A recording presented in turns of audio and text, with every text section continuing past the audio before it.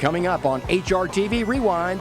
Homeward bound, and it's Bango in front. Trey Baracho's trying gamely on the outside. But Gray Malkin and Craig Williams descend. Gray Malkin takes the lead. Third round, third winner. Numbers 2 and 3 have finished in a dead heat for the win in the Ocala. Misdirection flying. Misdirection perfectly ridden by Garrett Gomez. Everyone's waiting to hear who is the winner of this year's Vox Populi. I've already done a lot in my career that I never thought I would be able to do. But to win that would definitely just put it right there on top.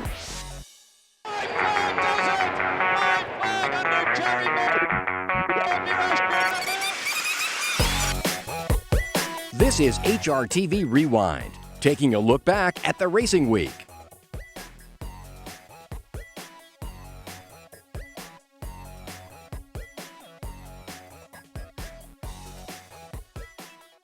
Coming home, separate Forest, unzip me, coming fast. On the outside, misdirection, coming home gamely as well. Wildmere getting involved late, misdirection flying. Misdirection, perfectly ridden by Garrett Gomez. Misdirection came on the scene at the right time. Wins going away. Three-way photo then for second.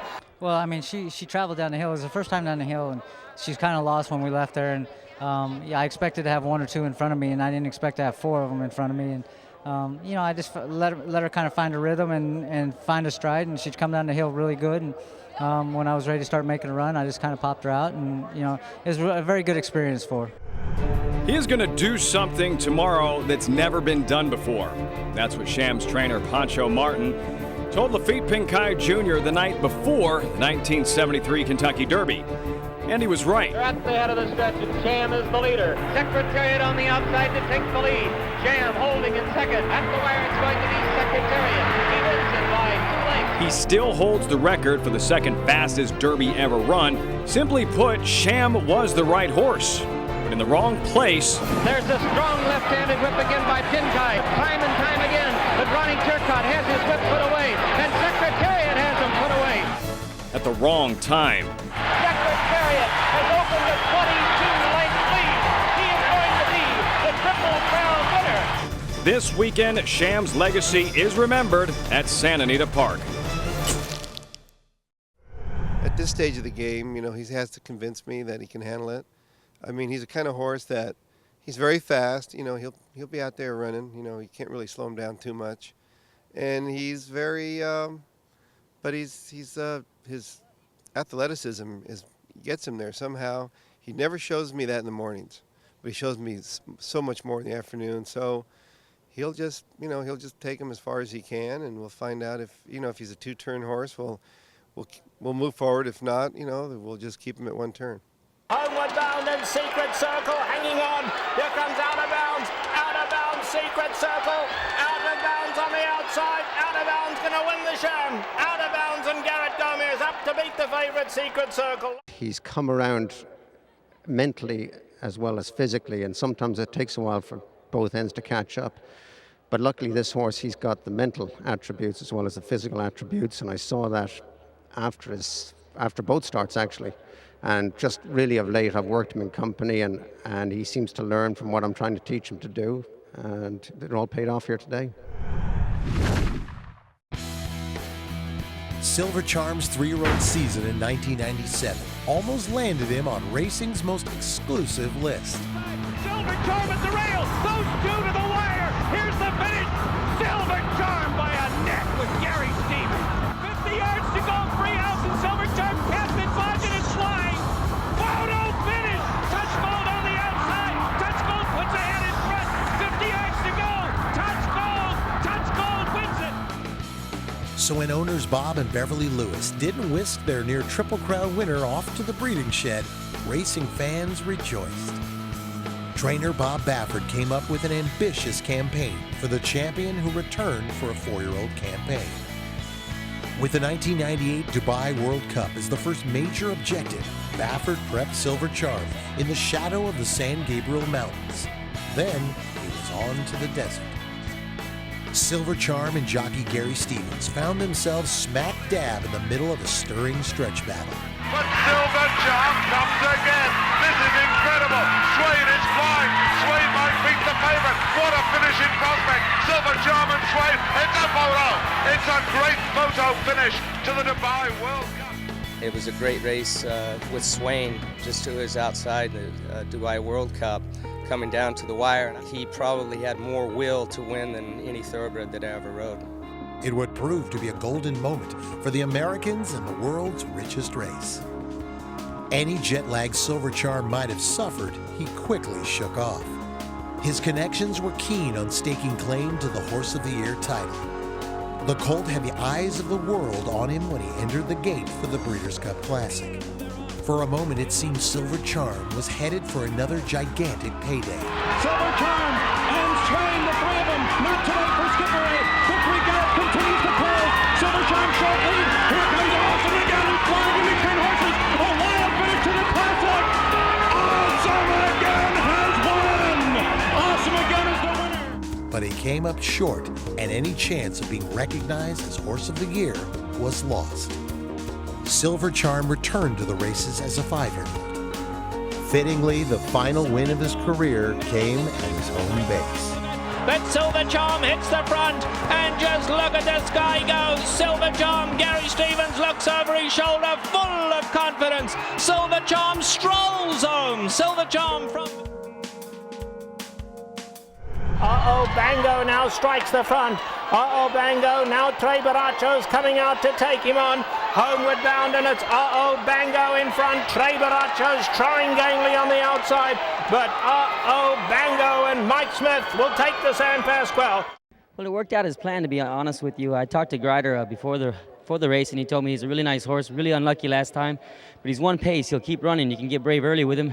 I went out in the paddock and asked Corey about it. He said the exact same thing, so I went for it and got brave early, and it worked. Corey, Bango, a well-traveled 5-year-old. It seems like he's 10 years old. He picked up his first Grade 2 win yesterday. What kind of feeling was that to get a proper Grade 2 win into him? Well, it's great. I mean, when you breed a horse and you raise the horses, you want to do as good as you can, and getting a Grade 2 is just like another notch up.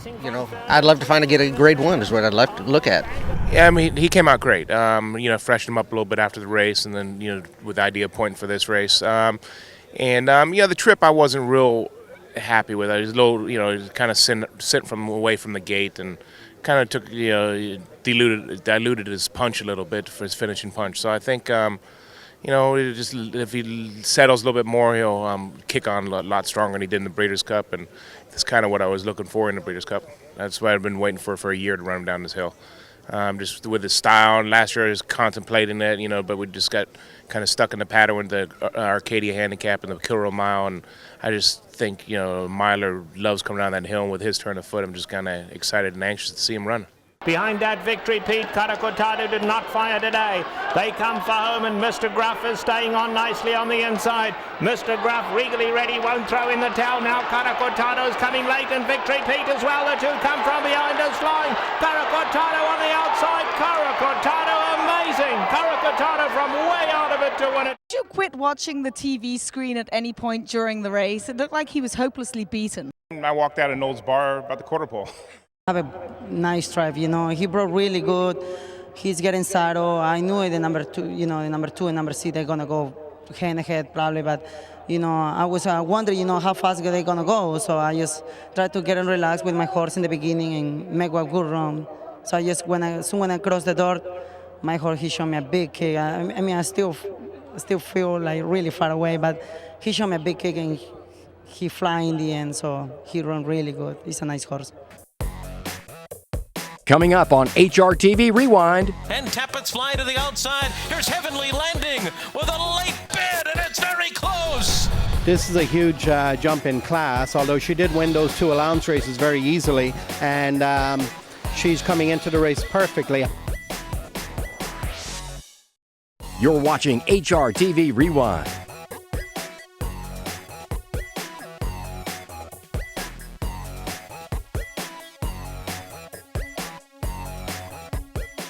Been a little apprehensive about stretching her out because she's tended to be a bit of a handful in her races. But, I think now's the time to try. This is a good opportunity. I don't mind being drawn in the one hole, and I just thought this was the right time to give it a try. Graham, she looks like she's got speed for sure. She did sprinting. Would you expect her to be on the lead from that good inside draw today? I think she'll be on or very close. You know, in all her races, she's been pretty sharp. You know, Johnny made the comment at Keeneland that day that she really took a pretty good tug on him. So I think she'll be there or thereabouts. Sweet 17, who leads by 2. Captivating Lass is getting closer now. Sweet 17, here's Captivating Lass on the outside. Captivating Lass, Sweet 17, Captivating Lass wins the Busanda. Sweet 17 was second for the back. Lady Clara finished third. I just thought his race in the Remsen was not as bad as it looked.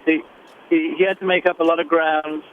He was only beaten 4 lengths, and the pace was pretty slow that day. So I thought he ran well enough to warrant giving him another shot in a race like this. It's Il Villano and Alpha as they pass the 8th pole. Alpha, Il Villano, a tough customer at the rail. Stefanozzi's putting in a late run, but Alpha comes away with the lead, and Alpha begins his 3-year-old campaign with a win in the Count Fleet. Alpha the winner, close for second, Stefanozzi or Il Villano.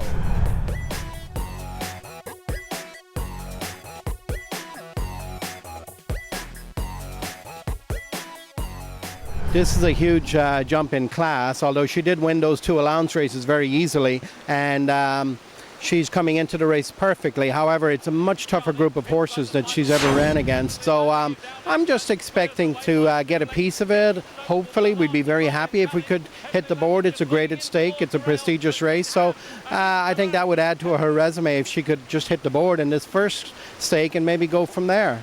Now it's Loren Leon, Tapits Fly, Thundering Amelia right behind them, Daveron closing in 2, but it lets Loren Leon in front and Tapits Fly to the outside. Here's Heavenly Landing with a late bid, and it's very close. It's Heavenly Landing or Loren Leon on the wire together, then Tapits Fly.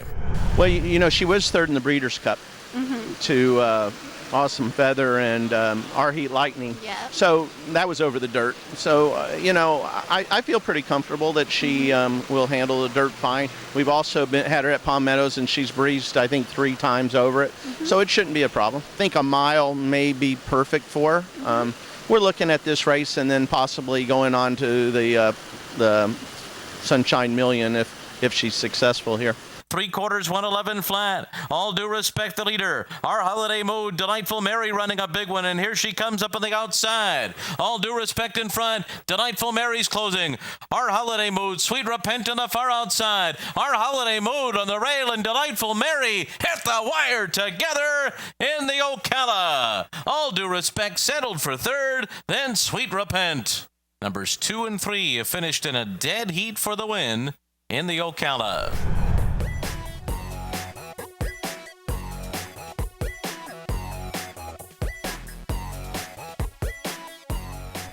What we've done is incorporate what last year was known as the spring meeting into the carnival, and we've mixed the races up.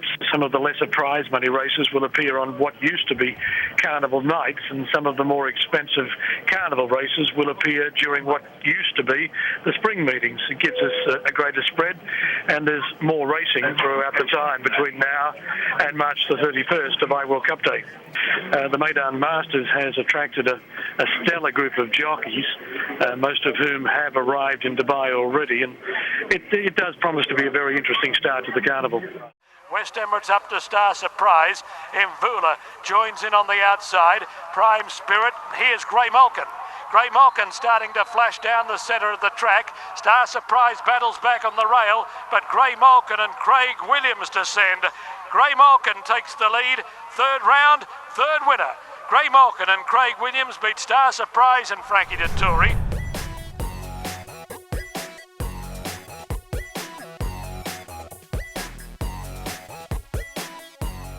You know, he put me in the position that I'm today, right now.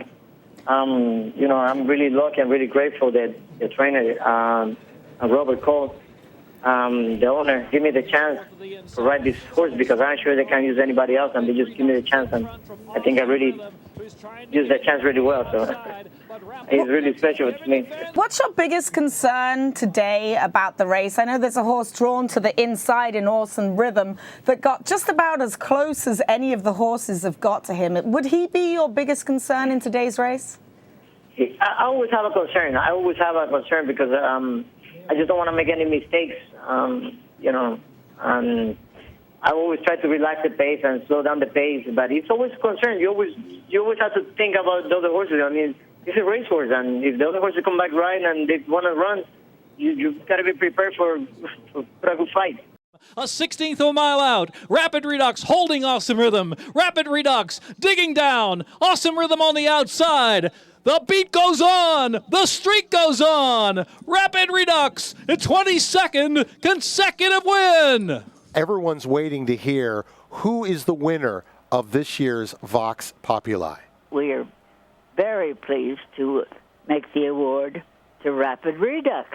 I'll applaud Well that done. very, very much. Well done. That's wonderful. Very wonderful, because the sport needs to embrace horses and the fact that this horse has given everything, and with he grabbed a quarter, he's tackled on the lead, he's shipped his every surface. I think that's wonderful and really good for the claiming owners too, Penny, because at every level it takes a lot of money to keep these horses going, and that recognition means a lot, don't you think? I do, and I think you said it beautifully. The backbone of racing is really the middle range claiming, and they don't come up for Eclipse Awards, but we need to recognize them, thank them, encourage them, and I'm terribly pleased to be able to do that this year with Rapid Redux and the Vox Populi. Coming up on HRTV Rewind. Now, for me, I like horses who run a lot. Right. And Tisnow didn't, or Tisway didn't. He only ran 4 times. And I think horses like Acclamation or especially Game On Dude, who compete all year, deserve credit for that. What kind of a feeling is it to be nominated by your peers, more importantly? You're watching HRTV Rewind.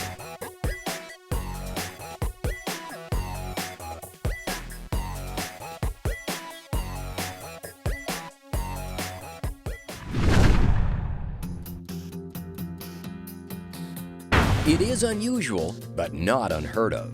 A winner of the Breeders' Cup Classic not making the cut for the Older Male Championship. Yes, Drosselmeyer out of the clouds! Drosselmeyer from nowhere! And Drosselmeyer and Mike Smith have beaten Chantel Sutherland on Game On Dude. The last time this happened was in 1996 when the Upset Classic winner was ignored by Eclipse Award voters. Alphabet Soup in with an upset chance. Cigar, the heart of it champion, trying to get him. It's Alphabet Soup. Cigar on the outside. Louis Qatar's Alphabet Soup. So, what is the winner's profile for this division? Since the inception of the Breeders' Cup in 1984, 22 older male champions raced in the Classic. Yet only 10 of them won the country's richest race. Zenyatta is flying, Blaine trying to hold on, Blaine, and Zenyatta, the lane has won. And Invasor, the Argentinian bred, Uruguayan raced, Invasor has won the Classic. Coming down to the line, and St. Liam has won the 22nd Breeders' Cup Classic. And Ghost Stepper is pulling away impressively. And a pumped up Javier Castellano. On the outside, Saki. Tisnow fights on. Here's the wire. Desperately close. It is Skipaway who crushed the opposition today. He wins by 5, and then here he is, the unconquerable, invincible, unbeatable Cigar. Black Tie Affair on the inside, Twilight Agenda, Black Tie Affair, and a front-running masterpiece. Seeking the gold, a final move as they come to the wire, and Ali Shiva, America's horse, has done it. Freeman has the lead. Ali Shiva, a final surge. The 2 Derby winners hit the wire together. Ferdinand and Ali Shiva. Those other dozen prove a horse can lose the battle, but win the war. One recent older male champion secured his title by getting beat by an unbeatable horse. Gio Ponti on the inside, Summerbird is right there. This is unbelievable! Zenyatta! And sometimes missing the Classic doesn't hurt a horse's chances for the title. Mineshaft had locked up the championship before his retirement was announced in the fall of 2003. There hasn't been a back-to-back Eclipse Award winner among older males since Skip Away in the late 1990s, but fillies and mares can be counted on to rock it on multiple occasions. Repeat winners in the older female category are quite common and reflect the fact that the greatest of race mares will carry their form season to season.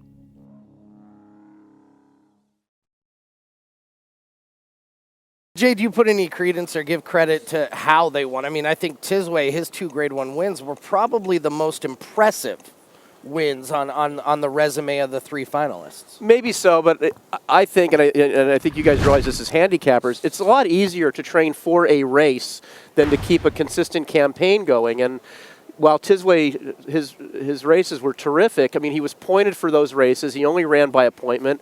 And I'm not knocking his accomplishments because he ran very well. I just would have liked to have seen him do it a little more often. It seems to me, and you're closer to the voting than I am, that Game On Dude, would I be correct in saying that the vote's going to come down to Game On Dude and acclamation? I don't know. I mean, do you think Tisway's got to have his I think backers? there's a lot of Eastern sentiment for Tisway because of his wins in the Met Mile and the Whitney. Now, for me, I like horses who run a lot. Right. And Tisnow didn't, or Tisway didn't. He only ran 4 times. And I think horses like Acclamation or especially Game On Dude who compete all year deserve credit for that. Talk Awesome Maria Blind Luck, and let's start with Havre de Grace. Now, she faced the boys, and I think you can give the assist to her campaign to Blind Luck for beating her in Delaware. That's something that I wrote in my year-end review. I mean, that changed her whole campaign because at that point, the connections of Havre de Grace thought that they were really in trouble in terms of Horse of the Year vis-a-vis Blind Luck, and they thought they needed to do something to usurp that, and so they went in the race against males in the Woodward at Saratoga, and that changed the whole course of not only her campaign, but probably Horse of the Year, because she's certainly going to win older female. She split her 2 races with Blind Luck, but she ended up finishing out her year, and she beat males, which Blind Luck didn't.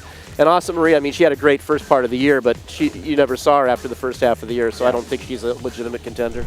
Really a strong category of finalists this year. How special is it to be nominated, and what would something like that mean to you to get a win in the Wolf? Oh, it's definitely special to be nominated for sure. And if I could win, I mean, that would just, I mean, my career I've already done a lot in my career that I never thought I would be able to do. But to win that would definitely just put it right there on top. What kind of a feeling is it to be nominated by your peers, more importantly? I tell you what, it's an honor, just being nominated. I watch the Academy Awards and the people say it's an honor, just being nominated. And it is an honor just being nominated. I mean, it's a lot of hard work I put out, I ride with the best, I used to ride with all those guys, like Gary Stevens, Lafitte, Shoemaker, De La House.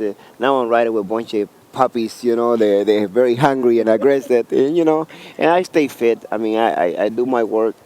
I just not going here and getting horses in the morning. I go to the gym, I run, I work out, and I, try to keep up with these bunch of young puppies. That's all for Rewind this week. Here's a look at what's coming up next week on HRTV.